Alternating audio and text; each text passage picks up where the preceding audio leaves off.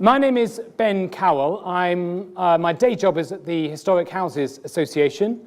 I'm the Deputy Chairman of the Heritage Alliance, and I'm very pleased to welcome you to our debate this evening. Thank you all for coming. We're here to talk about whether heritage is good for your health. And we shall discuss that with a very eminent panel who are to my left and my right, who I'll introduce in a moment. I should say that normally Lloyd Grossman introduces these talks, but unfortunately he's not able to be here this evening. He's in America at the moment, so he very much sends his apologies and would very much like to be here, I know. But you've got me instead, I'm afraid. But I have been told to channel my inner Lloyd. So I'm gonna stand up and walk around for a little bit as I introduce this evening. I'll do my best. I think the first thing to say is a huge thank you to Ecclesiastical, who are our sponsors this evening. I think some of Ecclesiastical are here in the audience, and we're incredibly grateful to Ecclesiastical there for your ongoing support of the Heritage Alliance.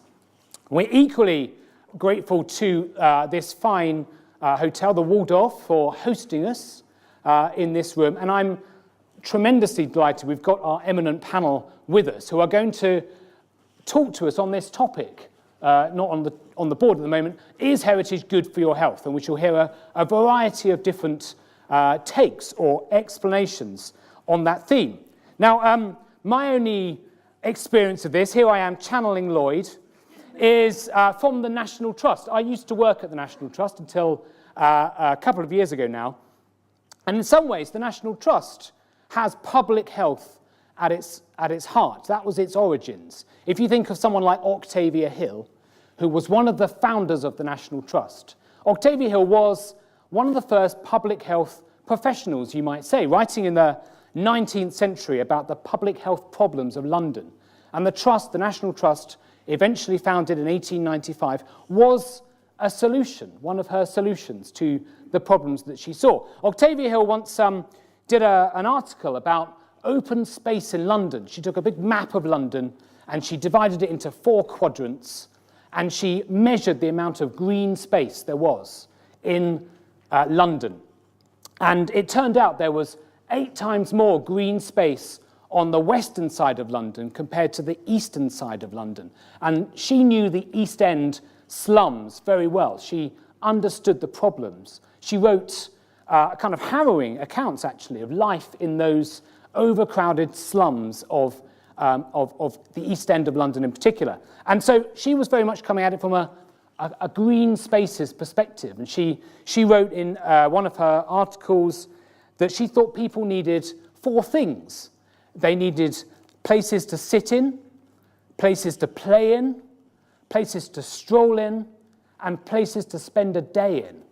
And spending a day somewhere, tourism, in other words, day tripping, was part of her answer, her solution to the problems of overcrowding and overcrowded lives in London. So places to spend a day in was part of what she was all about. The remedial power of tourism was at the heart of what she thought about the public health problems of the day. And she went on to be one of the founders of the National Trust, an organisation that was devoted to green space, open space, protection of land and landscapes in its earliest days. But also, it was about beauty. Octavia Hill wrote that beauty was the refreshment for the soul. Lives needed beauty in them as well as fresh air, open space, places to go for walking. So I think public health was at the heart of what the National Trust was all about back then. I think clearly, 125 years on, politics has massively changed. We've got a whole load of different problems in 21st century England. We've got some of the same health issues, of course, but we've got different health problems.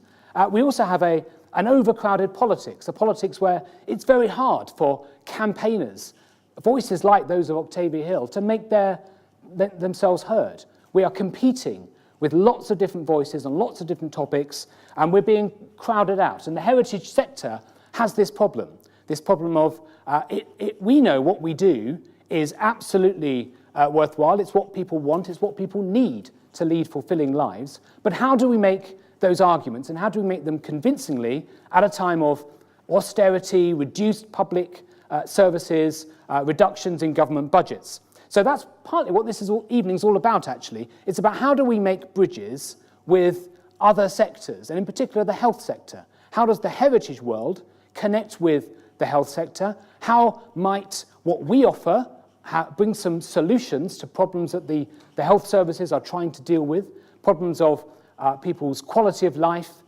their general health and well-being? How can we best make the case for why heritage could be part of the mix that brings solutions to people's problems and improves people's lives? And that's what we're going to talk about tonight. I will introduce the panel. We've got a bit of time for each of the people on the panel to make a short presentation, a short statement of their perspectives on this topic. If I start, we're going to start, I think, at this end, aren't we, with Helen, Professor Helen Chatterjee from UCL, who will kick us off in a moment. We've got Daniel Fujiwara from Simetrica Consulting, next to Helen. Emma Hanson from Kent County Council, to my immediate right. We've got Sue Gray from Suffolk Mind in Ipswich. Very pleased to welcome back Ian Lush, who was a Heritage Alliance trustee not so long ago and is now Chief Executive of Imperial Health Charity. To his left, Richard Osgood, who works as an archaeologist for the MOD, I believe. And at the end, we've got Adala Leeson, who works for Historic England on social and economic research.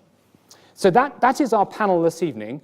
We've got quite tight time. We want to get through the presentations. Each of the panelists, you have got 6 to 7 minutes, and I emphasize the 6 in that statement. And what we want you to do is make a short presentation, and then we want to throw it open to the floor. We want lots of questions, comments, further case studies, examples from the floor, and we will be ending at 8:15. And I think that's a pretty unmovable time. So we have to stick to the time as best we can. So without further ado, can I please hand over to Helen at the end? Thank you. Thanks very much, Ben, and thanks very much for inviting me this evening. It's really great to be here.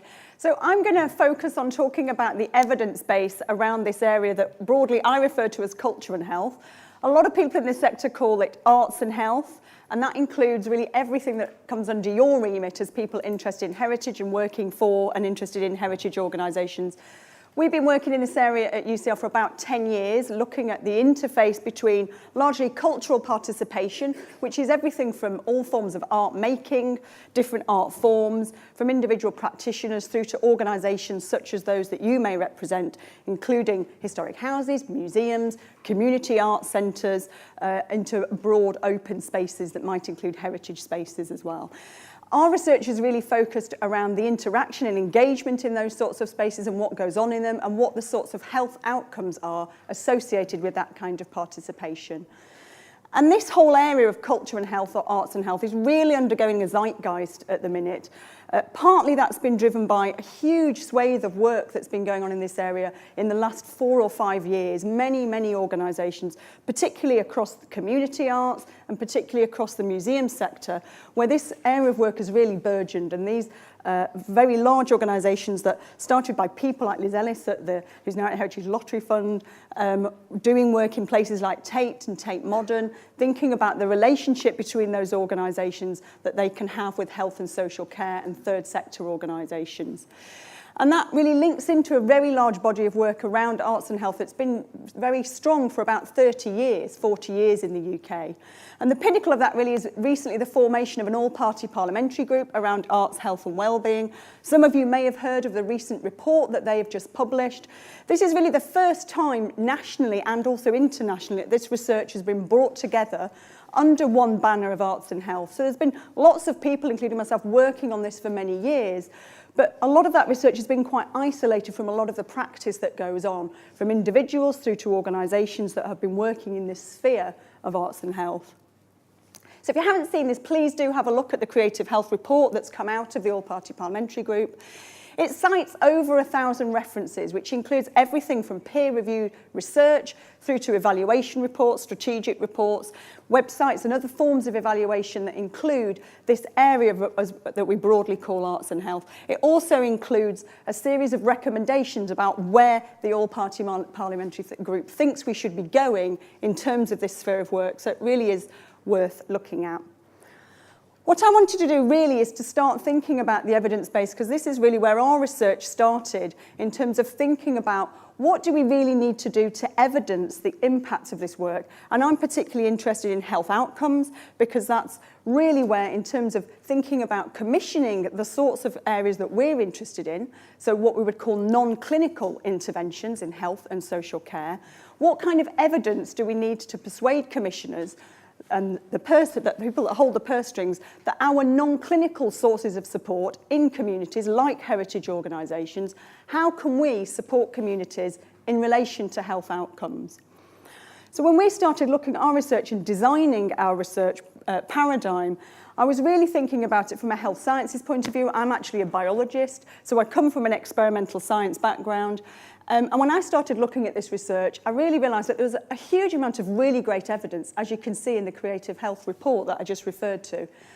The biggest issue with that is the majority of it is fairly qualitative. The majority of it is fairly small sample sizes, and a lot of it has not been able to convince healthcare professionals of the value of non-clinical sources of support, like the sorts of support we can offer. Then there have been studies like this. So many of you will have heard of reminiscence. Many of the organisations that you have been involved in may have been offering reminiscence and may still do so. And studies like this can come along, and they can really be game changers in relation to the kind of practice that goes on. So this was a study, a randomised controlled trial, which is the gold standard in terms of looking at health outcomes. And it found that reminiscence, many of which are organisations that we're involved with, offer, and this is not to say that reminiscence is bad, but what they found is in a randomised controlled trial that with groups of people with dementia and their caregivers, that reminiscence-based therapies showed no value in terms of health outcomes.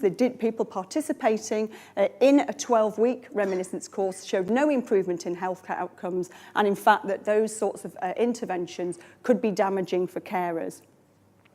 So this sort of evidence can really turn on our heads the types of interventions that we may be interested in offering and that may be available in the organisations that we're interested in. And the issue is that randomised controlled trials, as I say, are the gold standard in terms of health outcomes research. So what we've been interested in is thinking about how we can look at health outcomes in relation to non-clinical sources of support in the community, like those that are offered by heritage organisations, like museums, how we can gather evidence about the value of those interactions in a different way that may be able to persuade a whole range of different stakeholders. I'm going to talk very briefly about one of our research projects, just to give you a flavour of how we go about collecting research evidence. This is a project where we were looking at social prescribing. Who's heard of social prescribing? Hands up. About, a quarter of the room. So social prescribing is basically a way of using community-based assets to provide non-clinical sources of support. So a referrer, you're going to hear from a referrer today, how a referrer might be able to refer people to a non-clinical, so as in a non-drug or a non-talking therapy, to something like we might be offering in our organisations. And what we did in this research project was look at how museums could be deployed as a social prescribing option. We were working particularly with socially isolated older adults. We had a whole load of museums across London and Kent, a whole load of referrers across London and Kent who were identifying participants and referring them to a 10-week course in a whole series of different museums. You can see the museums here. Small local authority museums through to big nationals like the British Museum. And what those people did, those older adults participated every week for 2 hours a week in museum-based activities, everything from art making through to object handling, walking around spaces both inside the museums and outside the museums. And what we did is we used what's a standard experimental psychology approach, the pre-test, post-test approach, and we collected quantitative and qualitative data at the beginning, the middle and the end of that 10-week intervention, and then we did some follow-up after 3 and 6 months. I'm not going to run through all of the different types of ways that we collected data. You can see some of them here. We've developed our own museum wellbeing measure, which is a quantitative measure for collecting psychological wellbeing. Other measures you might have heard of, like the Warwick-Edinburgh Mental Wellbeing Scale. So we collected those throughout the 10 weeks and at the end. And that gives you some nice quantitative data. What that showed, for example, here is that if we compare session 1, the beginning of session 1, with the end of the 10-week sessions, we see a statistically significant improvement of participants' perceptions of their psychological well-being if we compare the beginning to the end.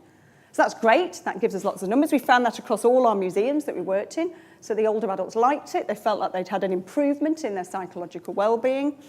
We also collected lots of qualitative data, and this is really where the nicest insights come into how it is that those people value those sorts of interactions. And these, again, I won't run through all of these, but this idea of the museums providing a sense of belonging and providing opportunities to acquire new skills, and that's really valuable throughout the life course, particularly for older adults. Increase in social activity, creative activities, and continuing a relationship with a museum. And these are groups of adults that have never worked in museums before. They've not visited museums, and they hadn't usually considered the museum as a place to go to support their well-being. So I think that's really interesting in terms of thinking about how heritage organisations can adapt their services to appeal to a wider audience.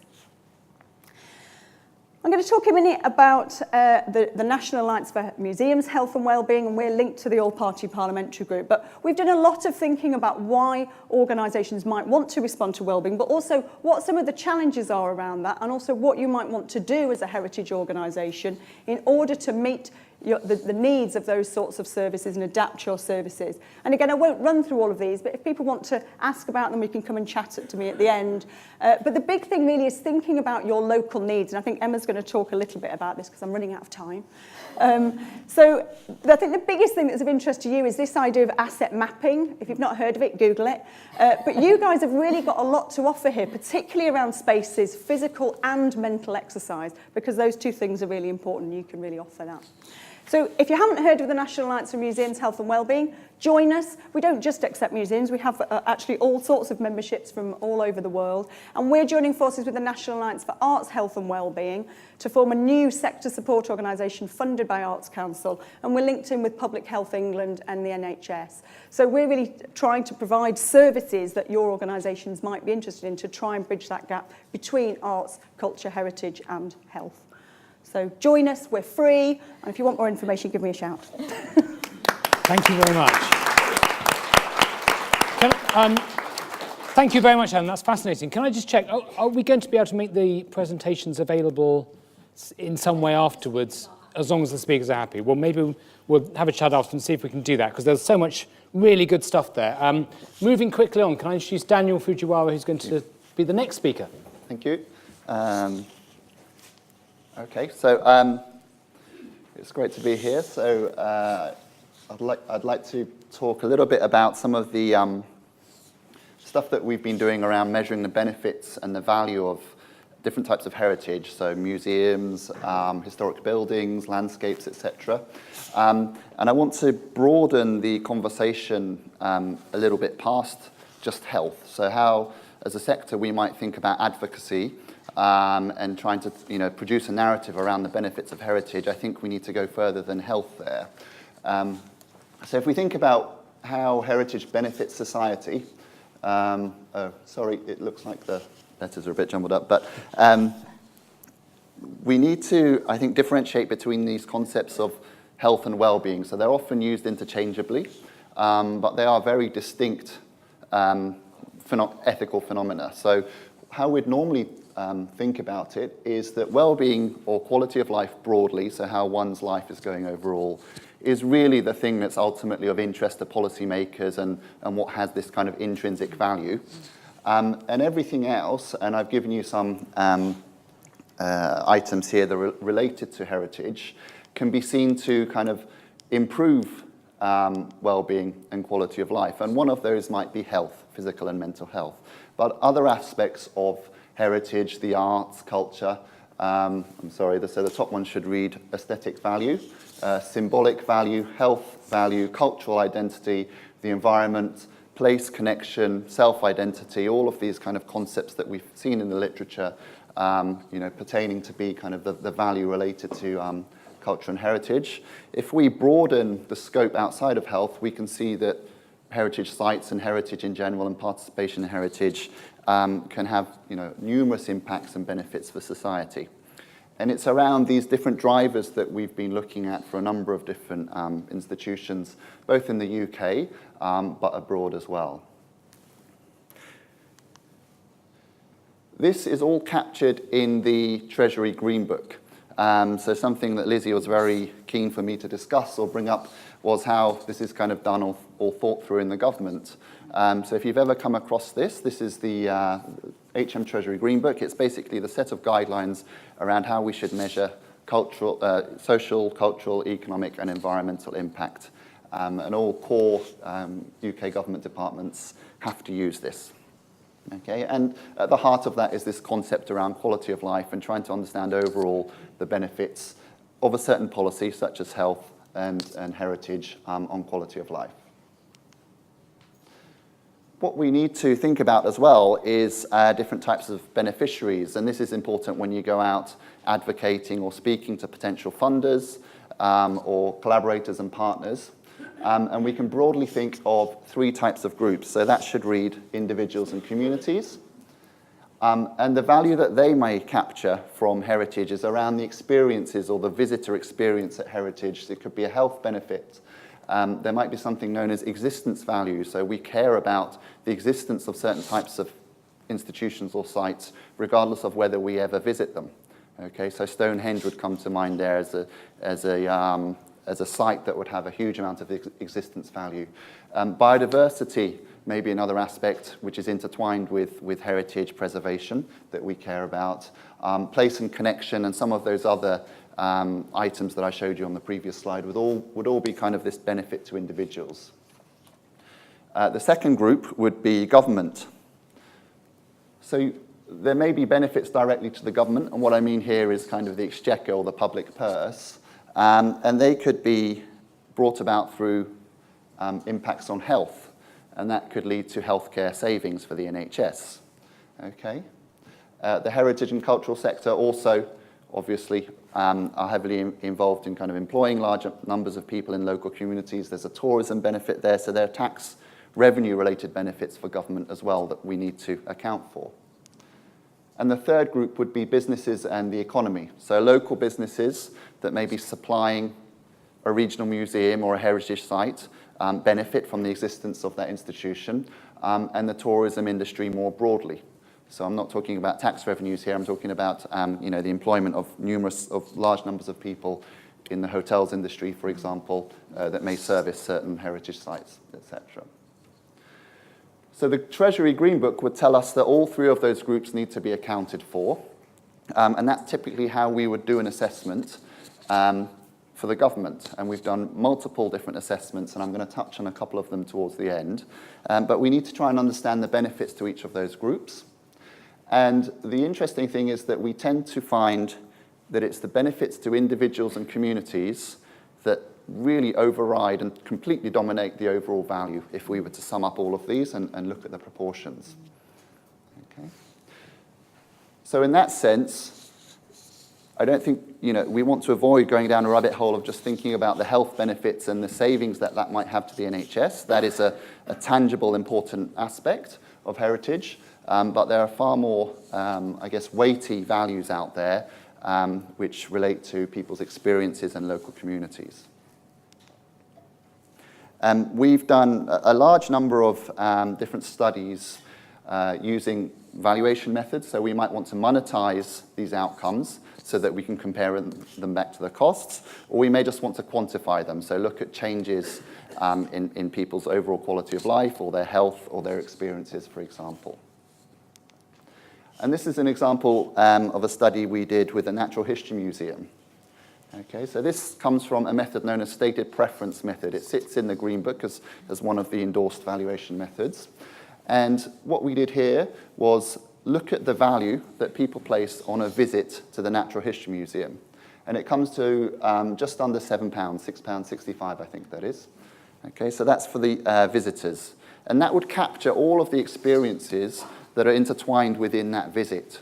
So if people are getting health benefits out of a single visit, it should sit in that value.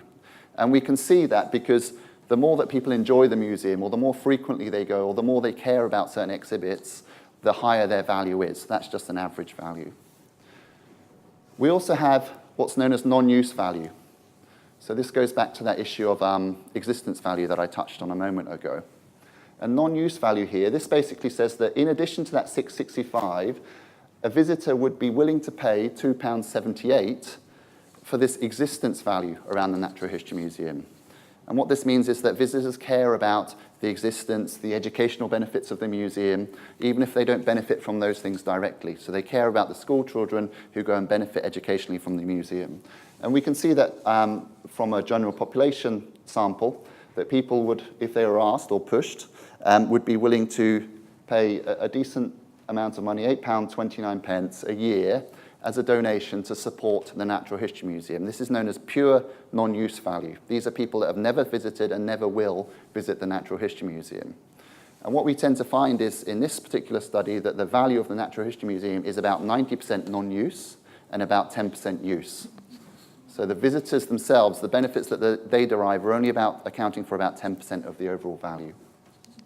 And as a last study that we did for English Heritage, sorry, it's all gone a bit wonky again here.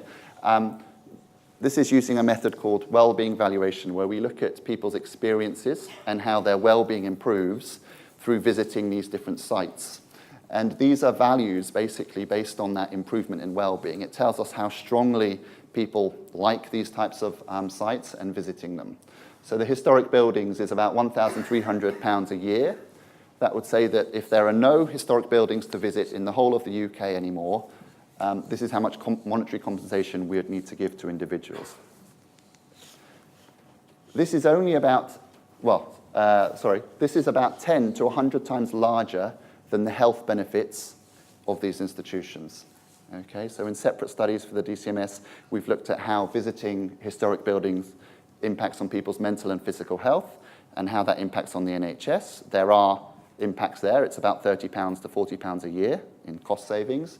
And you can see how these far dominate or are kind of much larger than those cost savings to the NHS. So I think the general message is to broaden that horizon and really think about all of the experiences and use and non-use value in order to make that kind of really strong argument about the worthiness and the purpose of the heritage sector. Thank you. Thank you.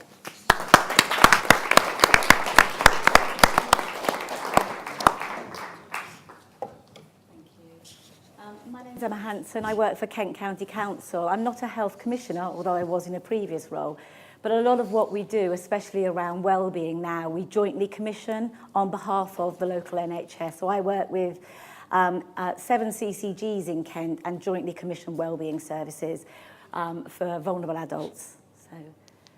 So, the CARE Act is a fantastic piece of legislation. It came in 2014 and wiped all the legislation that had built up in the post-war years. But the CARE Act puts wellbeing at the heart of what the local authority has to do. It shifts the responsibility from providing services to meeting needs. And this is really important when we start talking about working with non-clinical services and focusing on the outcomes that matter most to people. Is we don't have to commission services. We can think of other ways of meeting needs. And it really focuses the local authority to start thinking about prevention and resilience and not just meeting needs when people become poorly or ill, thinking about how you prevent or delay the need for more costly services. So, well-being. What does impact on well-being? As a commissioner looking to enhance well-being and improve resilience, what is it I should really be focusing on? Well, I love this study from Harvard. It's an 80-year longitudinal study that took 268 sophomores in the pre-war years and has studied their life course and that of their families over the last 80 years. And it says the number one input for well-being is your connection to your community, and that loneliness is as powerful as smoking or alcoholism. So actually, if you're focusing on well-being, the number one thing is creating relationships, creating communities, and getting people together. And I think heritage has a fantastic way of doing that for us and achieving well-being outcomes, creating opportunities for people to come together, get together, and create community. Helen mentioned social prescribing, and I would say at the moment we have a bit of a professional brick wall. So if you were to go to your GP and say you felt unwell and a little bit, distressed or depressed, you might come away with some counselling, or you might come away with a prescription. That's why we're really interested in social prescribing. And if you haven't heard of it, do I would say, have a look about social prescribing, because it's a way of us getting doctors and medical professionals not to think about tablets, not to think about therapies, but to think about getting you involved in arts, culture, and other activities that are good for your well-being. So it's a small but growing movement around social prescribing, but the NHS is committed to get all GPs social prescribing shortly, well, in the next little while. So if you haven't heard about it yet, you will have heard about it soon. So our strap line in Kent around wellbeing is a life, not a service, which leads back to that commissioning for outcomes, that services are great, but they aren't all that people need. And actually, we should be commissioning to help people get a better life. So the way that we do that is put the person at the centre of everything that we do, think about their dignity, their relationships, their communities, and then think about services. I think historically we've jumped straight to a service solution and haven't thought about all that other good stuff, which really does impact on people's well-being. So again, in the past, I think we, medical professionals and social services, has very much worked in the dark blue area in a deficit model, finding out exactly what's wrong with people, trying to give them a service to fix it. Actually, what we're trying to do now is very much work in an asset approach. Look at what people have to offer, look at them as parts of communities and lots to contribute, and help people take control of their life and build community. So I'm really interested in asset-based approaches to commissioning. Useful resources. I'm really lucky that my work has enabled me to be involved in both the Cultural Commissioning Programme and the All-Party Parliamentary Group, both great pieces. If you haven't had a look at them, do take a look at them. Lots of read across from arts into heritage. And in Kent, we developed an arts and cultural commissioning toolkit to help arts and cultural providers understand and navigate the landscape around commissioning, because it is different. It's a different language, it's a different way of thinking. And this was a way of bridging and enabling arts and cultural providers to take part in commissioning activities. So, what can heritage do for health? I won't read them all, but masses. Get people out, get them moving, get them connecting with each other, improve their lifestyle, help them learn new interests. It isn't all about reminiscing, it is about learning new stuff as well, and creating a real sense of pride and place and community. So you've got masses to offer me and your communities. I haven't got time to go through all the case studies, but I will circulate them to you. We've had men's sheds, great. Proves that men, instead of women talk face to face, men talk shoulder to shoulder. So men's shed has got a great read across for heritage. Get men together, get them fiddling with stuff, and they start talking. And one of our men's shed is actually a boat. But I won't read the quotes out to you, but great outcomes of getting people together, getting them interacting with things and getting them interacting with each other. The other thing is green gym, and I was with my father-in-law yesterday, who's an avid green gymmer, and I think this started in the Trust for Conservation Volunteers, had the green gym kind of at the beginning, but it is about getting people out, getting them active, and lots of green gymmers actually get involved in heritage sites, helping clear and keep them able for use. Again, great quotes about the impact these are having in people's life, both physically and mentally. And this is a very local project in Folkestone, an archaeological, looking at a lost monastic site, but really integrating lots of different people in the community as well as children, so intergenerational work. Again, masses of fantastic outcomes. And then we do have an Operation Nightingale Heritage project as well in Kent, and this is about ex-service personnel, often very traumatised with post-traumatic stress disorder, but getting them out and getting them to create new friendships and interact with each other and find purpose. So we've got loads of other stuff going on, and we are really trying to think about different ways of including heritage, arts, culture, sports, leisure, anybody that can improve wellbeing in our commissioning in Kent. So, commissioning is about identifying people's needs and deciding how best, with the resources, which are ever shrinking, by the way, are available to improve the outcomes for individuals. So we need to work together for mutual benefits for the public sector. Funding continues to reduce. 7th consecutive year of cuts. It's getting harder and harder. So my challenge to you is, can you adapt your offer to a wider audience? Are you willing to diversify to support health and wellbeing outcomes? Are you inclusive enough for people with additional learning or physical access needs? And are you prepared to think and act differently for this audience? And, really important for us commissioners, are you prepared to capture evidence about the outcomes that you are achieving? So, thank you.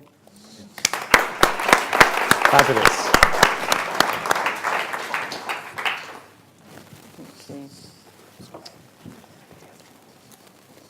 Wow, right. Well, I don't think I'm going to contradict anything anyone says, and add to it. And I think I've got a bit of an organising idea for how we think about mental wellbeing.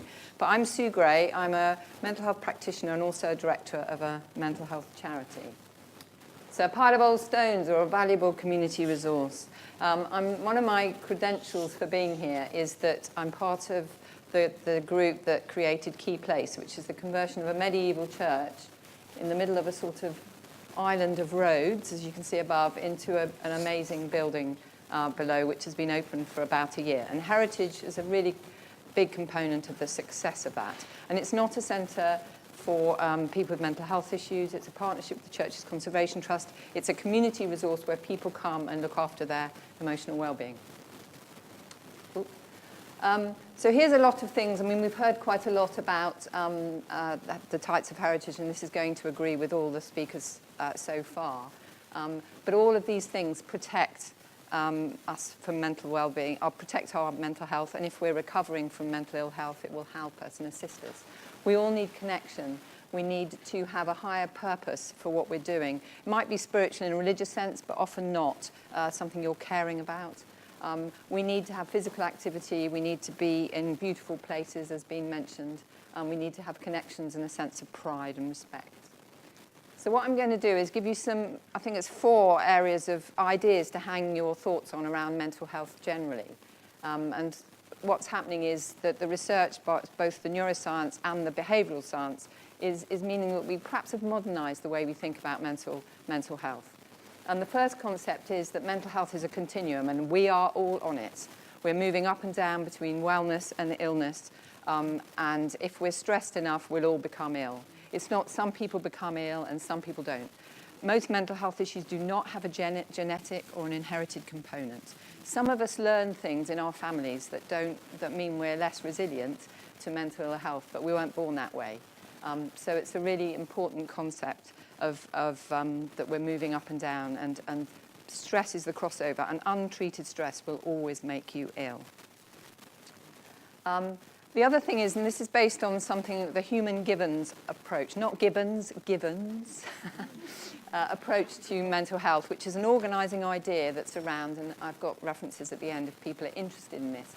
But it's the idea that we're organisms, and that like a plant, we take nutrition from our environment, and we need the right nutrition, the right sunlight, the right water for a plant. If we don't give that to a plant, it will wither and die, and we are the same. We draw things in from our environment, and speakers already have referenced that.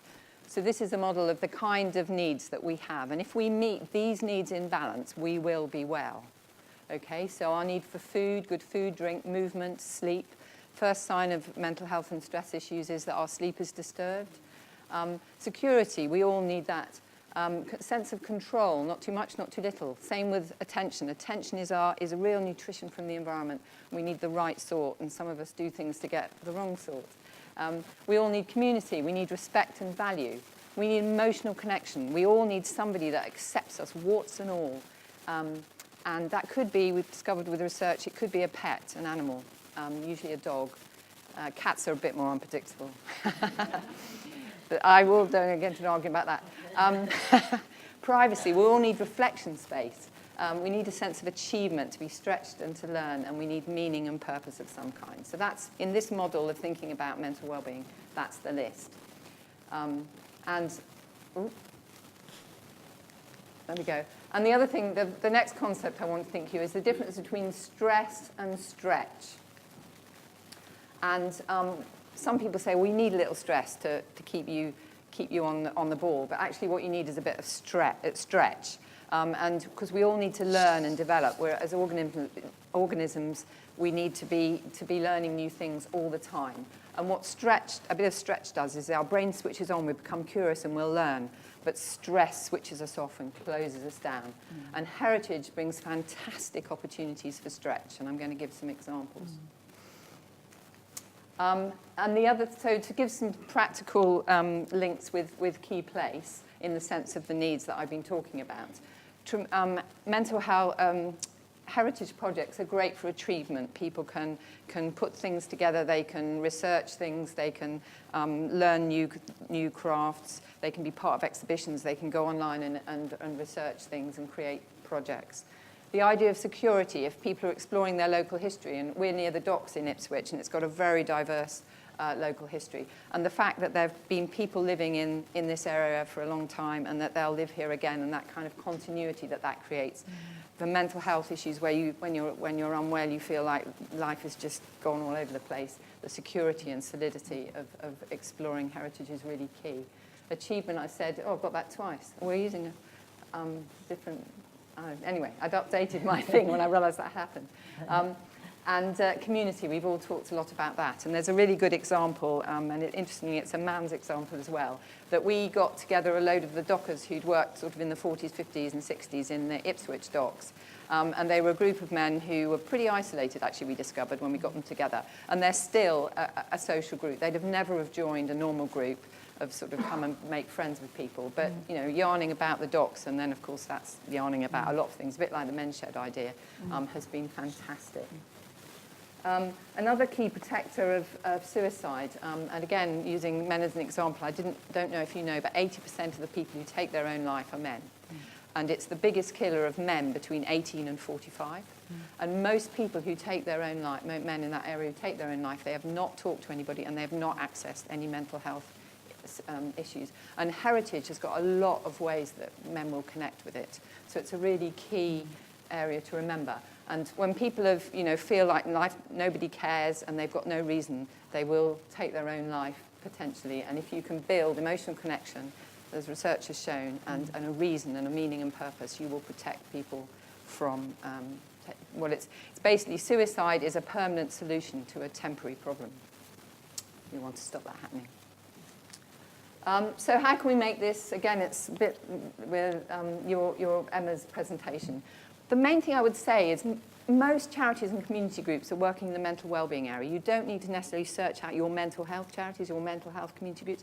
Any group has, again, been shown by the speakers. So get them together, get them into your space. We've got an example where we had a craft group that used our cafe space initially. They got interested in all this heritage stuff that was around. So we've now got an amazing project where they're all making poppies. It's going to be a fantastic installation, artistic installation for November for remembrance, and it's now including our resident artist and other artists. And that's because, they made the link with us.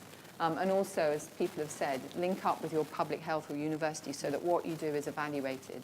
But basically, when groups get together, and do contact your local mines. There are 162 mines in England, or 8 or 68, and they may not understand the potential of heritage, but if you meet up with them, they'll quickly click into it.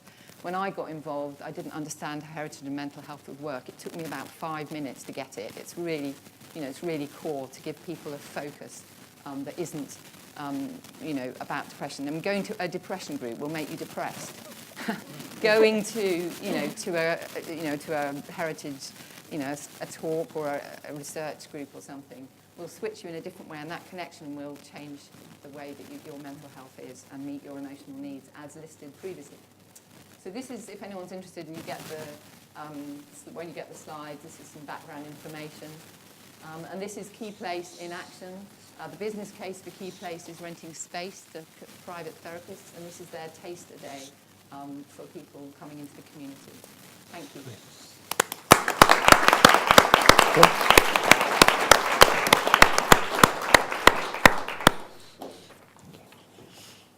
Excellent. So, first of all, no slides. I thought by the time you got to me, you probably have had enough of slides. And to be honest, I probably would have said quite a lot of what everybody else has said in my slides. What I haven't said is a stopwatch there, so I'm going to keep to time. Now, can I first say that I have absolutely agreed with everything we've heard so far. But what I'm going to say is perhaps the grit in the oyster about the historic environment, more specifically than heritage, and the NHS. So having been one of you, as you heard, until 3 years ago, I then moved to run a charity which supports a very big NHS trust with a £1 billion turnover and 12,000 staff. That's not my charity, that's the NHS trust, in West London with 5 hospitals, quite a few of which have listed buildings. Oh, good, you think, listed buildings. Well, oh no, not good, because some of those listed buildings are frankly nowhere near fit for delivering 21st century healthcare. And that's a problem we have to address. We recently had an instance in an 1847 building, Grade 2 listed, called the Cambridge and Clarence Building on Parade Street at St Mary's Hospital, where the ceiling collapsed on a group of elderly patients, happened to be dementia sufferers just to make it worse, because there was some building work going on in another part of the building. It's a lath and plaster ceiling, you all know about those. It collapsed. Fortunately, nobody was badly hurt, but you can imagine the distress and shock to those patients. That ward has had to be closed, leaving us 30 beds short in that hospital just as we come up to the winter flu season. So that's part of the challenge. We have wards in St Mary's and at some of the other hospitals in our group known as Nightingale wards for the specific reason that Florence Nightingale would recognise them as having very little changed since her day. If you watch the kind of comedy dramas from the 1960s, like Doctor in the House, that's what they look like. They haven't changed. Long corridors, beds in rows. They're awful. They're so suboptimal, very popular NHS word, in delivery of healthcare that they really shouldn't be there. But it's a huge challenge. Our trust alone has an £800 million backlog maintenance bill, which it can't anywhere near meet. And that means that it's constantly faced with simply propping up these buildings. So that's a real issue for us collectively to think about how we tackle. There are many other ways you could use these buildings, but to be honest, trying to deliver 21st century healthcare in a 19th century building is almost impossible. So that's the really bad news at the sharp end, but there's some very good news too. For a start, we are part of the Arts in Health and Heritage in Health work. We are, in fact, I'm proud to say, the only Arts Council accredited museum collection in any hospital in the UK. So we have an outstanding collection of over 2,000 works. We commission new art for every new or refurbished area of the hospitals. And part of that is a big programme using the history of the buildings. Alexander Fleming discovered penicillin in that same building where the ceilings just collapsed. So it's a really important building, but using history, using artists, working with reminiscence, despite some of the perhaps negativity around the reminiscent programmes. And it has a palpable impact on our patients, especially the longer stay ones, whether they're young people having bone marrow transplants or older patients who are simply there because there's nowhere else in the social care system for them to go. An artist comes in and works with them and brings out things that some of the nurses on the ward will say they've never heard from these patients before. So that's a really positive impact of the arts and indeed heritage on our patients. We also have a very strong volunteering programme. And when it comes to social cohesion, you should never underestimate the importance of volunteering and volunteering in heritage and museums and the arts as part of that glue that holds society together. We've just taken over the volunteering programme from the Hospital Trust, so our charity is now delivering it. And one of the things we're trying to do is broaden the reach of the volunteering programme. We have the traditional hospital volunteers, the kind of League of Friends. We're trying to bring younger people in to work with them to get that cross-generational interplay, which is so important. And tackling loneliness is absolutely key. Why it's difficult for me to speak in this particular context is because, of course, we want to back everything that has been said so far. But unfortunately, when those methods fail and people end up in hospitals, our hospital has to treat them, and we have to do so in the best possible environment. But there are other ways in which the NHS can play a part in this. Next year, it's the 70th anniversary of the NHS. What a cause for celebration, but also for reminiscence, and also for looking forward and saying, how can we build on this extraordinary legacy that we should all be rightly proud of, but is also, to an extent, under a threat that it perhaps has never been so before?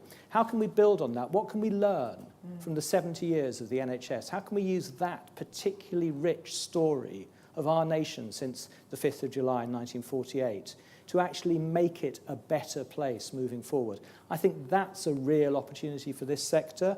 I think the history of the NHS is unparalleled in the institutions of this country, and it's extraordinary how people value it. A recent survey looking at what matters to people taking place after Brexit, the NHS scored considerably higher than Brexit in what matters to people politically and socially in this country. So I would say to you, you have a great opportunity in the historic environment and the heritage sector to think about how you can work with the healthcare sector, the NHS, local authorities, social care. There's lots of positive ways in which the historic environment can be used. There's some wonderful residential care homes which are in historic houses, but some of them it's again a real challenge to deal with the physicality of those buildings. But the space, the peace of some of those lovely homes is a real joy for the residents and for the people working in them. So it can be really positive, but equally, I don't want you to forget that there is a real challenge out there as well. Thank you.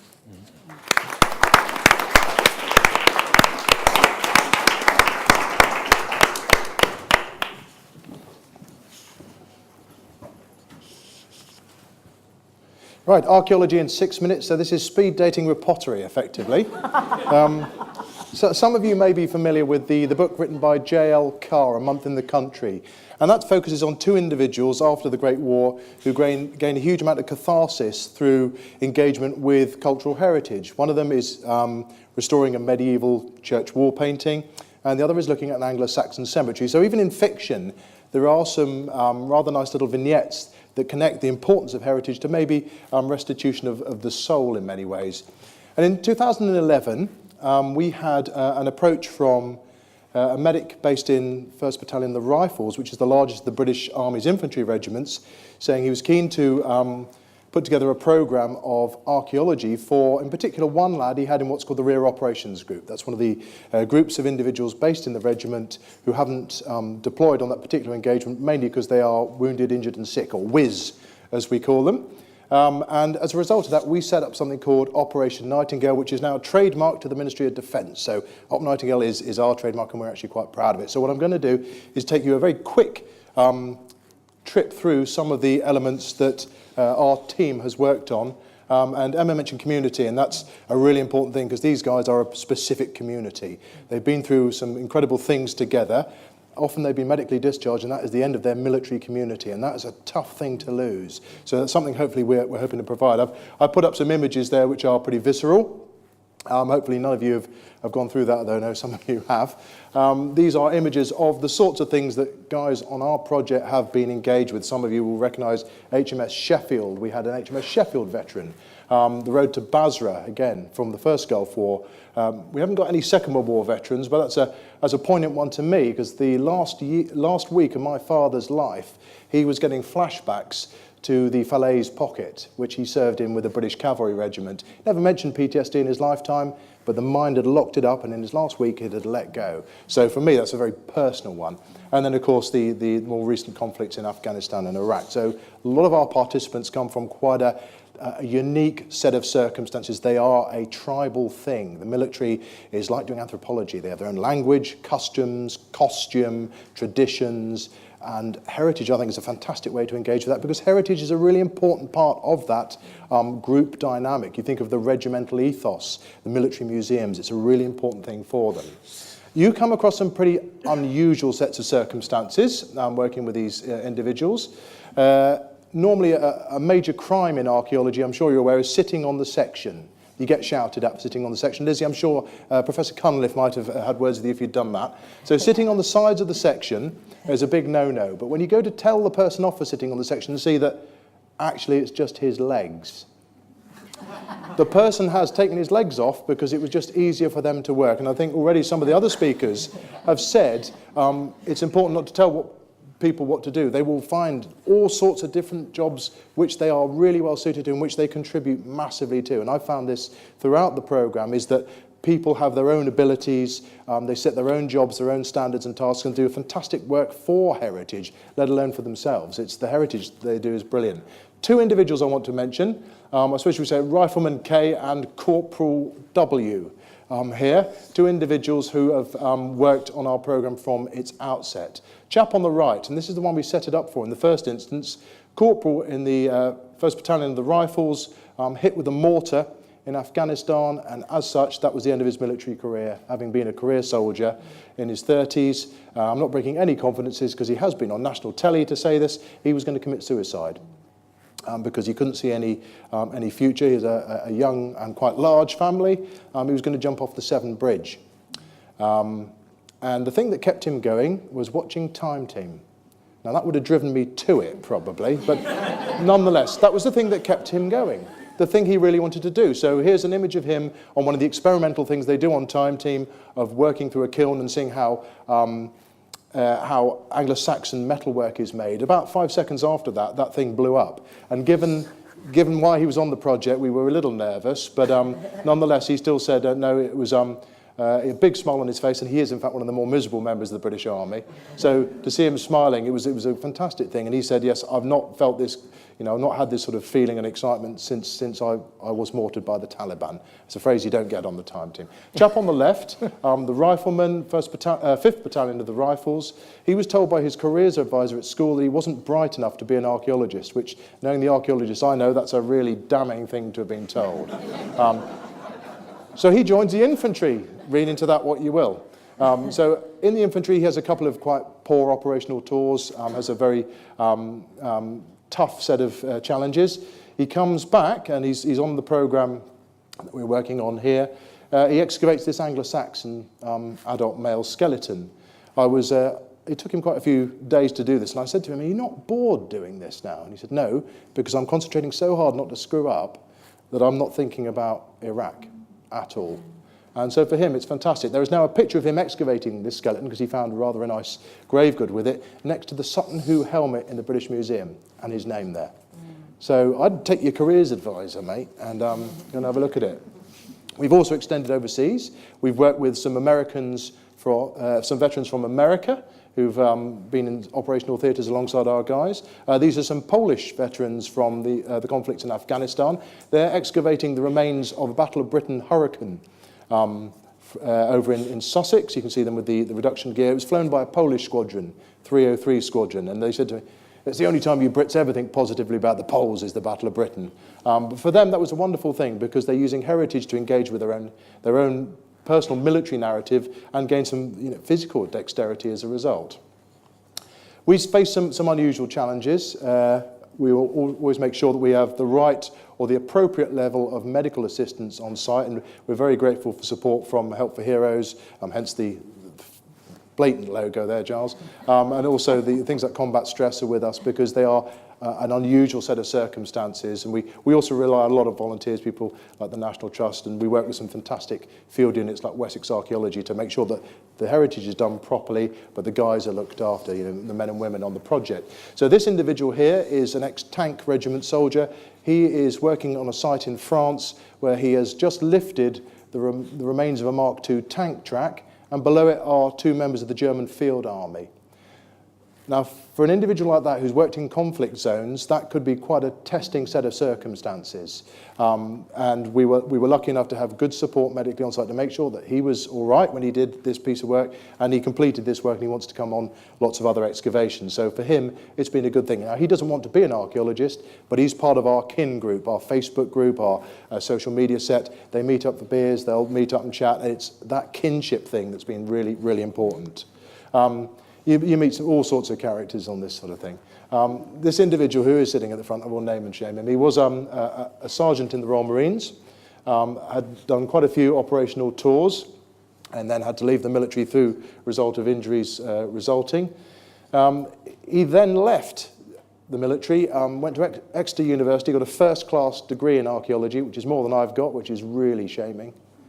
And then he did a master's degree, and now he set up a charity, Breaking Ground Heritage, which brings in military personnel to take part in archaeological excavations or other elements of heritage, and he's my facility body. He brings in the people to help on the fieldwork projects, and that's crucial that we have guys progressing through. They don't just start and stay at the same level all the time. They develop their skills and improve as they go along. I wanted to finish with this slide simply as a sort of, it doesn't show up particularly well, but the chap on the right, you may notice, has got a lot of skulls tattooed on his arm. As a civilian, you always feel very under-tattooed when you work with the military. He's got a lot of tattoos of skulls on his arm. He's excavating an Anglo-Saxon, and he took a lot of time looking at this individual and taking photographs and things. And I was asking, why are you doing all this, Wally? And he said, because all these skulls represent my friends that were killed in combat. But I've left a little space for the Mark V because it's a much more positive experience. And I think heritage can add a huge amount, certainly to my community, which is the military guys I work with. And I think that's probably an exemplar in a much broader sense. Thank you very much.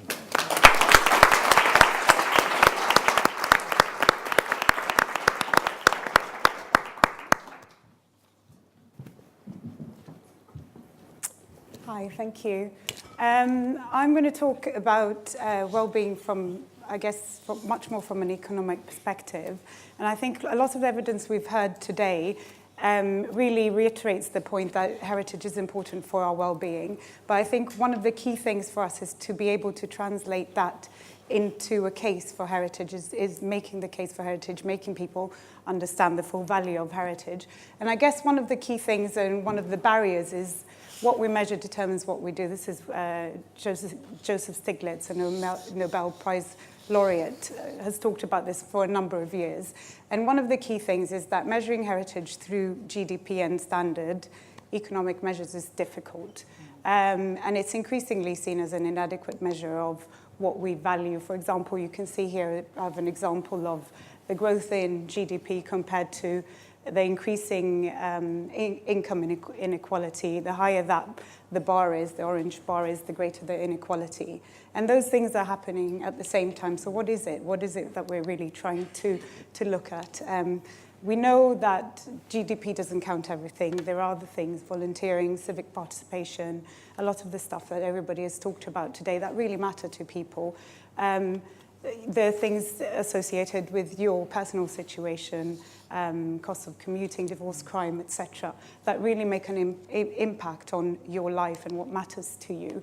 This is why a lot of, there's some academics from the What Works Centre for Wellbeing that are calling for public policy to focus not on welfare creation, but on well-being creation. And the argument is, and it's very intuitive, we need better measures of what people actually value, and income is not a complete measure. It's not saying it's not a good measure, but it's an incomplete measure. So we need to broaden what it is we show.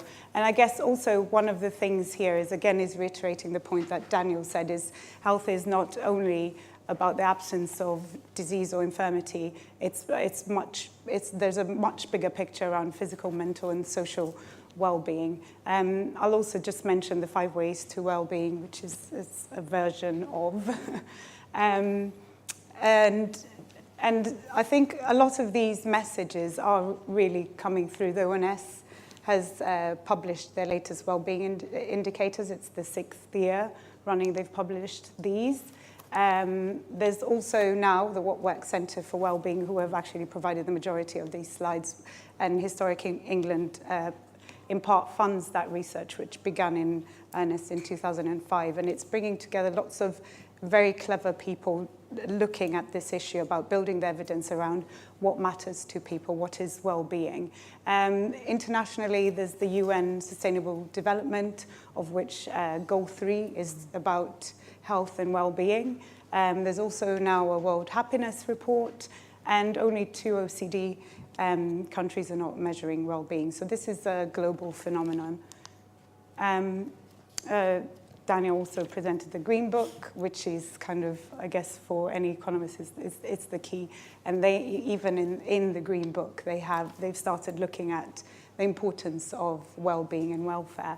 And I think one of the things DFT do a lot of investment and development, which can have an influence on heritage.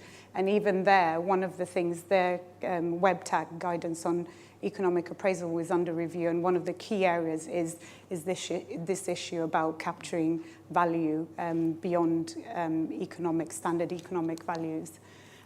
So what do we know about well-being? This is from the What Works Centre. This shows the average life satisfaction and kind of a real dip in the 40s to 50s.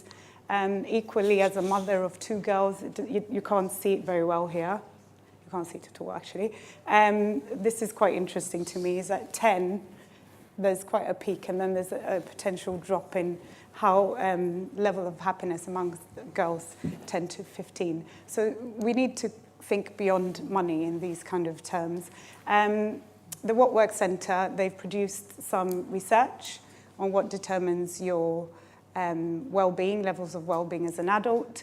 One of the key things which I found interesting is in childhood is your mother's mental health really matters for your future. Childhood emotional health, as you'd imagine. And a key thing is that your home life and school life matter equally as much. And indeed, individual teachers at school can have a really big influence on your well-being as a child and in future. Emotional health as an adult, including physical health, is important in adulthood, your partner relationship as well as employment. There's a really interesting piece of research recently published, it was published this summer, saying policymakers need to know the cause of happiness and misery. And it's quite a technical study by Lord Laird at LSE, amongst others. And one of the things they've looked at is a longitudinal survey from 4 countries. And one of the things they find from their review is that mental health explains the vast majority of happiness in Western countries, and mental health can explain more than income, employment, or even physical illness. Again, their call is to work on eliminating depression and anxiety. They say it would cost less and be a more powerful way of reducing misery than eliminating either poverty, low education, or unemployment. The research that's emerging is also looking at how you would measure and coming up with some interesting metrics. There's a debate as to whether everything you should monetize everything, put a price on everything. But this is a different way that they've approached it, which is looking at units of life satisfaction and units of happiness. For example, listening to music adds 0.8 units of happiness. So it's just a way of kind of looking at how we can measure a little bit differently from the standard valuation. I'll skip that one because I'm not sure. There's some research emerging this week which looks at the drivers of well-being. One of the things that's emerging, and I think it links into a lot of the discussion today, is heritage activities really have an influence on reducing well-being inequalities, and they've looked at UK data in local authorities, but that research is due later this week. We're also looking at What Works Centre is going to start looking at specifically at heritage and communities. And this is kind of a final slide just to say what can we do to improve well-being. I think a lot of these things have been discussed today, but we do have lots of evidence showing promoting volunteering and giving. We have an increase in volunteers to heritage. We also have lots of evidence that shows that heritage volunteers see an increase in their mental health and well-being. Build character and resilience in schools. Historic England has a heritage schools program, which our evaluation has shown a big increase in levels of awareness and knowledge amongst teachers and children. Promote growth. We have some evidence around the economic impact, which we present in these two key documents, Heritage and the Economy and Heritage and Society. We produce those annually, so they're there on our website for you to review.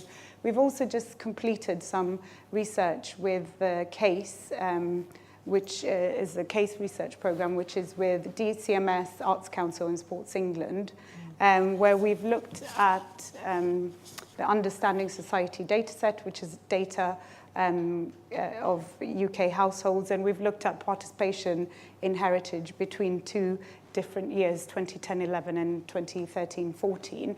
And some of this research is also yet to be published. Some of the interesting findings is generally there was a decline in these two time periods in mental health. So that's why you're seeing everything as a negative on there.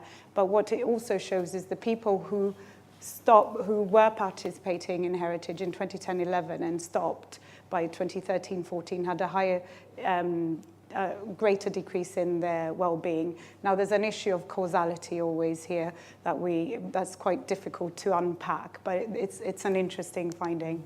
Thank you. We've got microphones. Well, thank you so much to Adala and to all of our panelists and speakers this evening. I hope you agree that was 7 fascinating talks and a really rich theme of observations, analysis, evidence. I thought that was amazing, actually. That was really, really useful stuff. Now, we've got a bit of time, little bit of time, half an hour or so for questions and comments from the floor. Just throwing this topic out to all of us here this evening. Has anyone got any thoughts, questions you want to ask the panel? I don't know if there's microphones. We've got a microphone at the back. So we've got a roving mic. And if you could put your hand up if you want to ask a question or make a comment. Thank you very much. There's a gentleman here. If you wouldn't mind just saying your name and where you're from, if that would help. Chris Reynolds from War Memorials Trust. So it was just an interesting point that was raised about ascribing financial values to heritage benefits, particularly looking at the Green Book, which I know a couple of the speakers mentioned. I suppose the question I want to ask is, should the Heritage Alliance be encouraging heritage organisations to ascribe financial values to the existence of heritage assets, or should we be more sceptical? And I suppose the reason I'm asking is because obviously it would depend on what perspective you're looking at it. So, for example, with the Natural History Museum, obviously there's a clear existence value. But, for example, a listed hospital where a lath and plaster ceilings collapsed and 30 less beds for patients, different people are going to take that argument from different perspectives. So should we be encouraging using financial values, or should we be a bit more sceptical about it? Very good. It's a big topic for debate. Daniel, do you want to respond on that? So first of all, just a note on what those values mean before I get into the kind of the response. So they're not meant to mean kind of a commodification or an economic value of these types of institutions. What we try to do is look at the quality of life benefits of visiting a museum or having a heritage site in your local area, for example, and what the equivalent amount of money would be as compensation if you had to forego that thing. So we're just trying to get an understanding of the quality of life benefits of this institution, and we do that in a monetary form.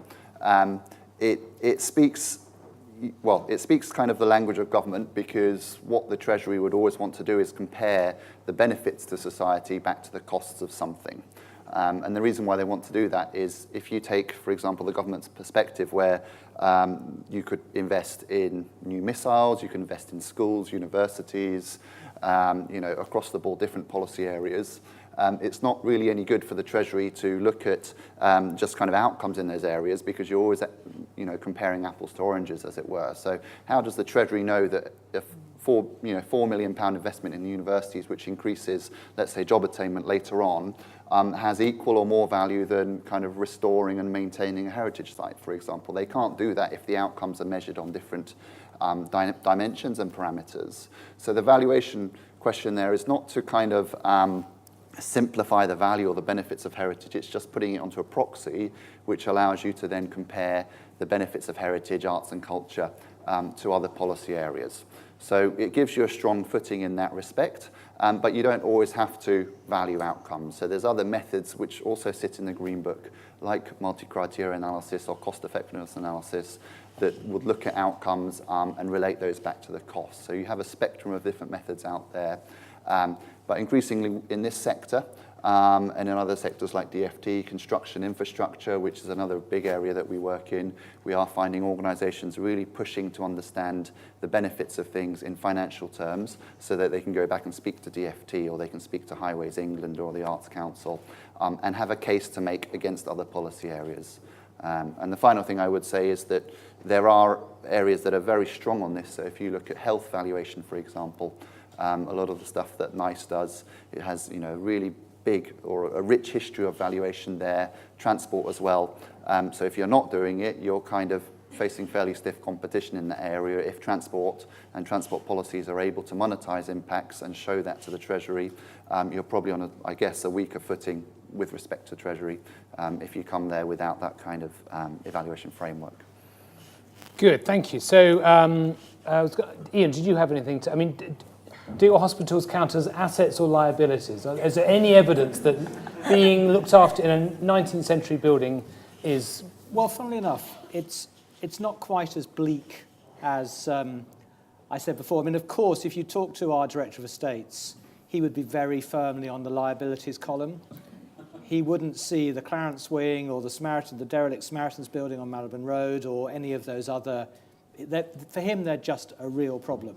But if you talk to some of our patients and you talk to other people, they actually quite like some of the older buildings, not necessarily on our campus, but my wife is a counsellor for UCH, and she works with sickle cell and thalassemia patients, and some of them have been moved from quite an old Victorian building into a much newer building, and they say that they miss certain aspects of the older building which they felt was a bit more friendly, funnily enough, strange word to choose, but less clinical. Now, we have to be careful not to sacrifice some of those atmospheric parts of our health heritage simply for newer, very clean buildings. There's got to be, we had a tour, I didn't go, but some of my colleagues from the Trust went to the Karolinska Institute in Stockholm, where they've just built a whole load of new hospital buildings, and they said they were terribly severe. Hardly any art, hardly any focus on the kind of environmental factors. And you have to temper the new with aspects that actually make them feel more human. And the historic buildings do provide that, but unfortunately, what they don't provide is a really good platform for care. Thank you, Ian. Richard? From a military perspective, we've got a similar challenge in many ways, because you think of a lot of the old historic barrack blocks, Peninsula Barracks in Winchester, all these kind of really beautiful looking military buildings that convey ethos and martial spirit and camaraderie. The debate is, the cost of keeping those things going, again, colossal, whereas a single living accommodation block is modular, goes up very quickly, provides maybe the sorts of things that a young person is going to want from a sort of a university campus style experience, but does that have that ethos and community in the military sense feeling? I don't know. It's a debate we're having too. Good, thank you. I think we had a question at the front here.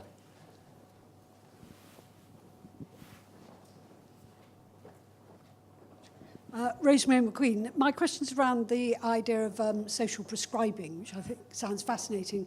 What I'm interested in is how it's actually funded. Are the controlling people, what you might call the clinical commissioning group, who will say to doctors, you're going to get less for drugs because, in fact, social prescribing happens to be about 25% cheaper? I'm being cheeky there, but I'm just interested to know how you actually get people, particularly the medical profession, engaged in seeing this as a positive outcome. Yes. I'm not an expert by any means. I think there is a growing body of research, and at the moment the government's just put out for a new round of people that are willing to participate in further research. I think the research to date has shown that there are positive impacts, financial and well-being wise, of diverting people away from more expensive clinical services. I think it's really interesting.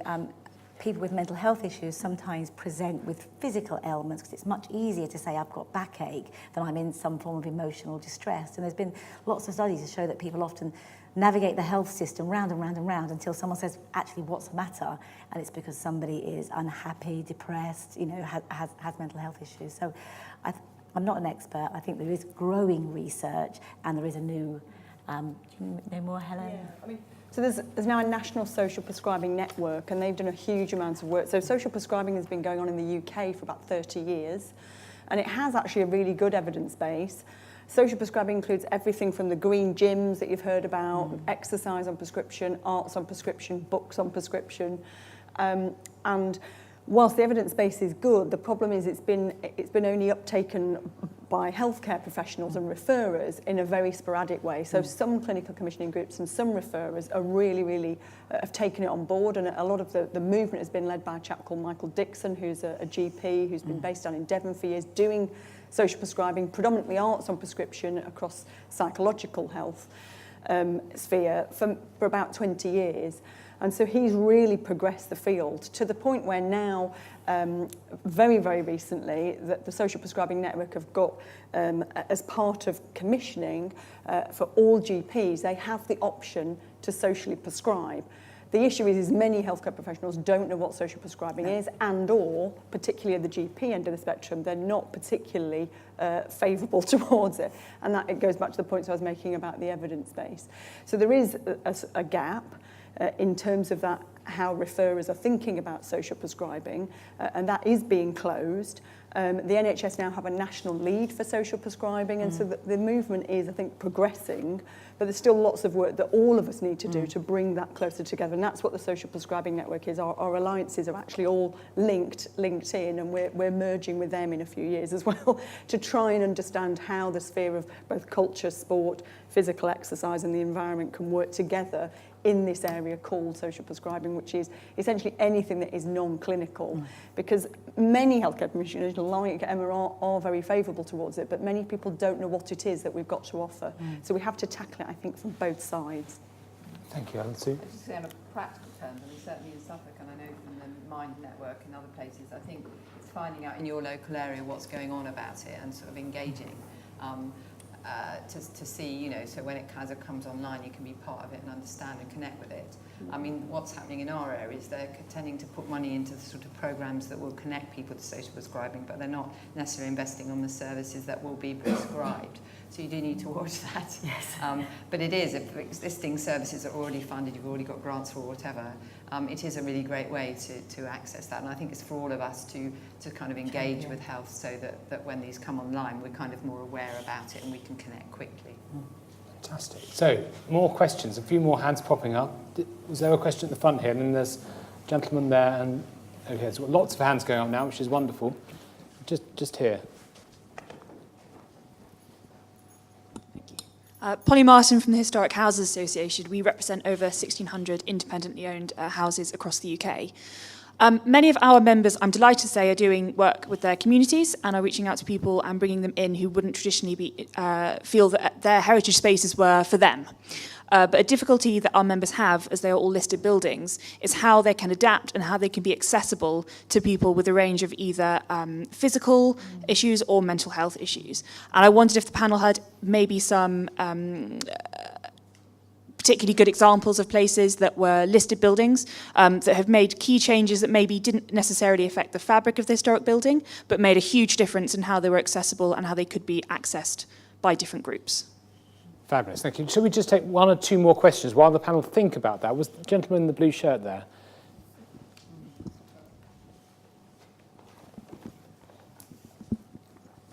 Yeah, thanks. Rob Thompson, Merthyr Tydfil Heritage Trust, Wales. Thanks, that's been brilliant from everyone.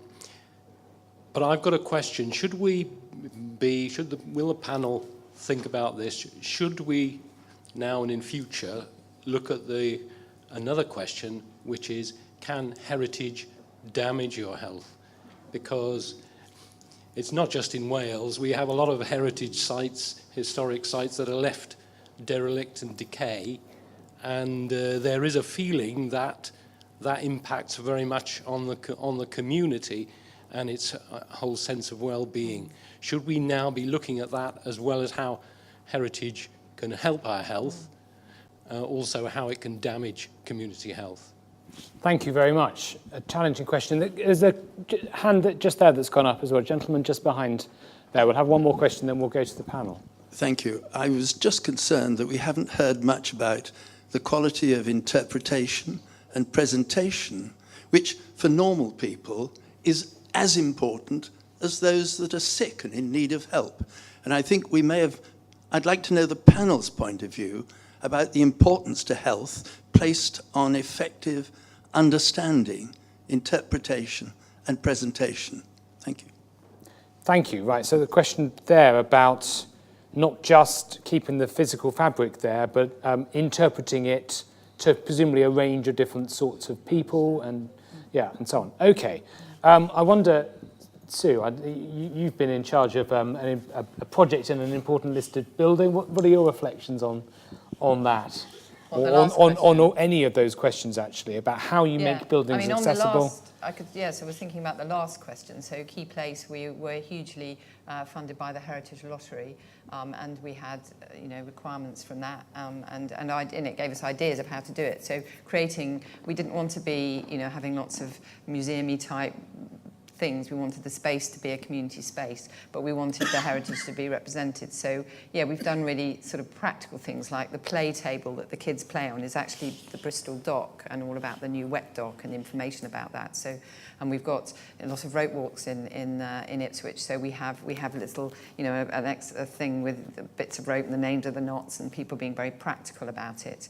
And we've got dressing up clothes, which I know loads of museums have. But I think it's about being really creative in the kind of things. And we've got a timeline for our 600 years of our church, which is a table which has been embroidered, which of course was a tremendous project. So it's as well as the more traditional objects and things we found in our archaeological digs. So it's about having a breadth of things and making them really accessible and tough so that they can be touched and played with and they don't fall apart.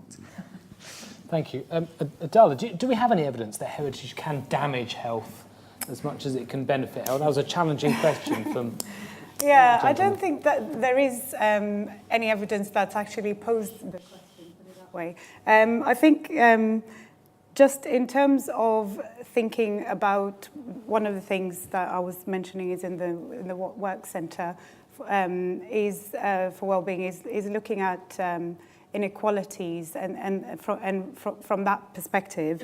And I think one of the things we're always working towards is welcoming a more diverse audience into heritage. And I think there's always a perception around heritage, which is something that we're keen to tackle. And I think we're moving forward because most recently the taking part evidence shows a narrowing in the gap between people from BME groups compared to white groups, ethnic groups, as well as people with disabilities. There's a narrowing of that gap in terms of participation in heritage. So I don't think there is any evidence that we have to date that demonstrates that heritage can be bad for your health. And increasingly we are seeing evidence that's showing that heritage is more inclusive, and that's a good thing to be doing. Thank you, Ian. I think on that kind of, can heritage damage your health? I don't think there's any evidence because nobody's actually asked the question that way.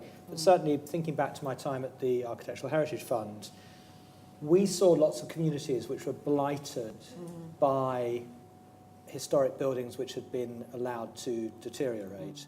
And one of the great pleasures of our work was being an early funder, indeed, of the Ipswich project, among many others, and seeing years later the difference, the positive difference that could make to a community. But certainly there is evidence to say that any kind of run-down environment, whether it's historic or simply a very neglected part of a community, will have a dramatically bad impact on that community. It will lead to increased antisocial behaviour. It will lead to people not investing in the area. It will have an economic impact that is very detrimental to that community, and that in turn will undoubtedly lead to health inequalities. So I think what there is very strong evidence to suggest the impact of the environment on health. What I don't think anybody's ever said is, can heritage damage your health? I think the neglect of the environment undoubtedly damages health. And that can be across a whole range of different types of environment, but certainly the historic environment is one of them. And to the question about listed buildings, can you think of really innovative examples of a listed building that's been brought back into life and made accessible, made available to a wider range of people that historic houses could learn from, for example? Well, I mean, it is very challenging. There are certain types of building where to create total physical access would destroy the fabric of the building, so you simply can't always do it. The projects I was particularly fond, and it doesn't always help with a historic house, which tends to be architecturally much more complex, but industrial heritage can lend itself to very good adaptation because you tend to have more space, you tend to have a wider range of options available to you. And it also bringing people into contact with their industrial past, because we're a nation with a rich industrial history. So the work we did when I was at the AHF with the Arkwright Mills at Cromford and things like that with the Arkwright Society was extraordinarily rewarding and had a real impact on that local community as well. Thank you. Brilliant. So we've got time for, were there any more hands? There's one at the back there, yes. No. We have a modern question from Twitter. Oh, wow. Thank you. Caroline Stanford from the Landmark Trust. One of the challenges thrown out by one of the speakers was that we should think about our offering differently. And we had a kind of light bulb moment about that about 5 years ago now with our 50 for free scheme, where we just thought within our business model, inevitably there are unlet buildings at certain times, Landmark being a historic buildings at risk charity that rescues hopeless cases, restores them and lets them for holiday. So we started our 50 for free scheme. Every year we offer 50 free stays, and this year's to charities, most importantly. It's by application. We allow any charity to apply for a stay, and we then use the charities to validate the beneficiaries. So every year, about 400 people from a huge variety of different charities get to stay free in a wonderful historic building. So far, our feedback is there's some wonderful and very moving feedback, but qualitative. And if you look on our website, you'll see there are various wonderful testimonials. My question is there a template of any kind for capturing that feedback? Another challenge thrown out by the speakers was that we, the NGOs, the heritage NGOs, should reach out to universities and government departments to quantify the benefits of what we do. Now, 50 for free is a tiny drop in the ocean, but I'm quite sure within other heritage bodies there are other drops in the ocean. How do we most usefully measure those for you to raise the profile of the kind of benefits that we offer in a low-key way? Thank you. Helen, do you want to say anything there? I mean, it is a massive challenge because Daniel's talked about the kind of evidence going to persuade Treasury. Most of the sorts of evidence that we gather is really about persuading healthcare professionals about the validity and the efficacy of interventions. So I think it really comes down to what you as an organisation are trying to deliver against in terms of health and well-being. So what we would articulate always is, for example, if a museum is wanting to deliver and adapt its services towards a particular area of well-being, to think about why they're doing that and what they will need to do in order to adapt both their physical space and, as that gentleman raised, things like their interpretation, but also their organisation. So it may be an organisational change that is required, and there's some really great examples of this from museums where they've completely rethought their entire structure of their organisation, like the Whitworth Art Gallery, where they've thought about what posts do they need? So they have an open space, they have gardens, they've got a historic building, and they've got a load of collections, and they've got a load of stuff they do inside both of those spaces. So they just reorganise the entire structure with well-being at the centre of all of their staff posts, both from the curatorial end of the spectrum through to their gardener, who's now called a cultural park keeper. And their services, they adapted in development with those key audiences that they wanted to work with. They're right opposite a major hospital, which is the university hospital. And they got all of those people in and decided to work in partnership with them and ask them what did they want out of their space and what did they want out of their programs that they were delivering.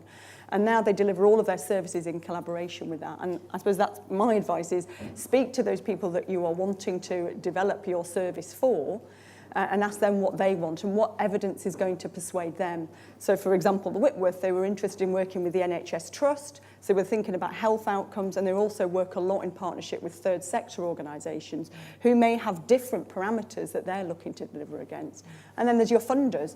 So HLF may not be asking for health outcomes data. They may be asking for other forms of evidence for how you are delivering services that meet the needs of that particular funding that you're applying to. So I would say ask the people that you are working with and developing services for and in collaboration with. Brilliant. Thank you. Well, I think we've got time for one more question. Was there one more hand that went up earlier? Thank you. We had a question from Twitter, which was about, does anyone have any reflections on the therapeutic benefits of being confronted with one's own mortality? So there's a puzzler for you, but I hope the question may be a bit easier to respond to. Hopefully. Yeah, I'm Alice Purkis from Oxford University and the National Trust. My question is, from the heritage organisation perspective, how can we encourage colleagues who don't work in maybe education and outreach to put the wellbeing agenda at the heart of what they do as well, so embed it within our organisations? So a very good question. So it goes to the heart of what this is all about. How can we spread this thinking among different bits of the heritage sector, I suppose, different professions? I mean, anyone, Richard, Adala, do you want to, as representatives of the heritage sector? I think for me this question links to the previous question, because one of the things we need to do is to be able to demonstrate what it is we're doing and why. There are frameworks in evaluation that are used precisely for that. And in particular, you can look at an outcomes-based framework, which applies a logic model, which is saying, what are the problems? Why are we doing what we're doing? What are our inputs? It's really taking a big look at what you're doing, and then what are the outcomes you hope to achieve. And I think increasingly, strategically, there is a real push towards being able to demonstrate, and again, it goes into the quantitative side, which is some of the work that Daniel has done. And it's really trying to be able to put a framework around what it is you're delivering on the ground. And I think one of the things is that there is increasing pressure to demonstrate what we do from a well-being perspective, because we want to look at it holistically. So I think that those kind of frameworks are there. They're things that you can implement in your organizations as well as your partners. And I think there's really this thing about monitoring what we do is increasingly more and more important.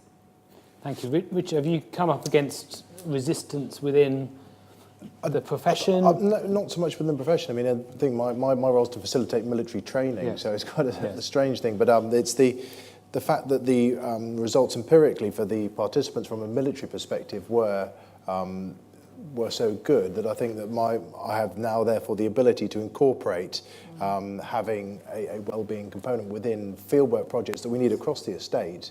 I'm able to put that in as part of the contract requirement.